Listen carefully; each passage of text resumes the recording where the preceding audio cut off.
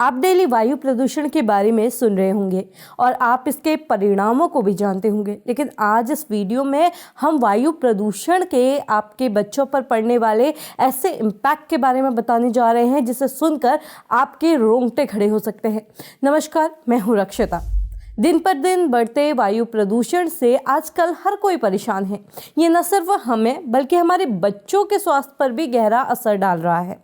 इतना गहरा कि इससे जन्मे और अजन्मे बच्चों की असमय मृत्यु भी हो रही है। दरअसल डाउन टू अर्थ वेबसाइट ने साल 2018 से अक्टूबर 2023 के बीच प्रकाशित 25 अध्ययनों की समीक्षा की, जिन शोधों में वायु प्रदूषण के चलते बच्चों के स्वास्थ्य पर मंडराते खतरे के बारे में पता चला। अब एक एक करके हम आपको इन शोधों के बारे में बताते हैं। सबसे पहले बात करते हैं स्टेट ऑफ ग्लोबल एयर 2020 की। तो इसके मुताबिक भारत में वायु प्रदूषण के चलते 2020 में 1,16,000 से ज़्यादा नवजातों की मौत उनके पैदा होने से पहले 27 दिनों में ही हो गई थी। इसका साफ मतलब है कि भारत की हवा में घुलता जहर हर 5 मिनट में एक नवजात की जान ले रहा है। अप्रैल 2022 में किए गए एक अध्ययन के मुताबिक अगर गर्भावस्था के आखिरी 3 महीनों के दौरान उनकी मां हानिकारक PM 2.5 के संपर्क में आती है तो इससे बच्चों के वजन पर इफेक्ट भी पड़ता है और बच्चों की मौत का खतरा तक बढ़ जाता है। जनरल फ्लोस मेडिसिन में प्रकाशित एक शोध में ये बताया गया कि वायु प्रदूषण के चलते हर साल दुनिया भर में करीब 59 लाख नवजातों का जन्म समय से पहले हो जाता है। इतना ही नहीं, इसके चलते करीब 28 लाख शिशुओं का वजन जन्म के समय सामान्य से कम रहता है।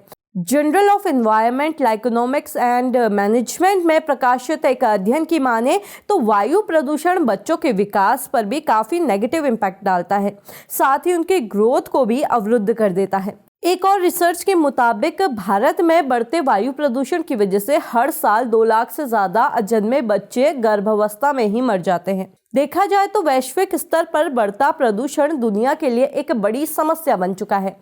आज दुनिया की 99% से ज़्यादा आबादी ऐसी हवा में सांस लेने को मजबूर है जो उन्हें हर दिन मौत की ओर ले जा रही है।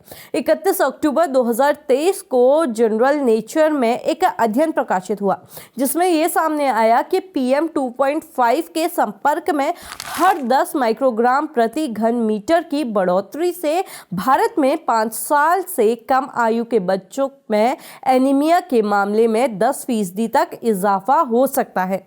इसी तरह PM 2.5 की इस बढ़ोतरी के साथ सांस संबंधी संक्रमण में 11% और कम वजन वाले जन्मों की दर में 5% की बढ़ोतरी हो सकती है। मई 2022 में प्रकाशित एक शोध से पता चलता है कि अगर प्रदूषण के स्तर को वैश्विक स्वास्थ्य संगठन द्वारा तय मानकों तक कम कर दिया जाए तो भारत में स्टंटिंग से जूझ रहे बच्चों की संख्या में 10.4% की कमी आ सकती है। स्टंटिंग का मतलब है जब किसी बच्चे की लंबाई उसकी उम्र के हिसाब से कम होती है। देखा जाए तो भारत में वायु गुणवत्ता संबंधित कानून तो है, लेकिन वो साफ हवा की गारंटी नहीं देते हैं। भारत में साफ हवा को संविधान के आर्टिकल 21 के तहत एक संवैधानिक अधिकार बताया गया है। हालांकि इसके बावजूद देश में कितने लोग साफ हवा में सांस ले रहे हैं, ये एक सोचने वाली बात है। आप देख रहे थे खबर उत्तराखंड। अगर आप हमें फेसबुक पर देख रहे हैं तो हमारे पेज को फॉलो करना बिल्कुल ना भूलें। अगर आप हमें यूट्यूब पे देख रहे हैं तो हमारे चैनल को लाइक, शेयर और सब्सक्राइब ज़रूर कर लें।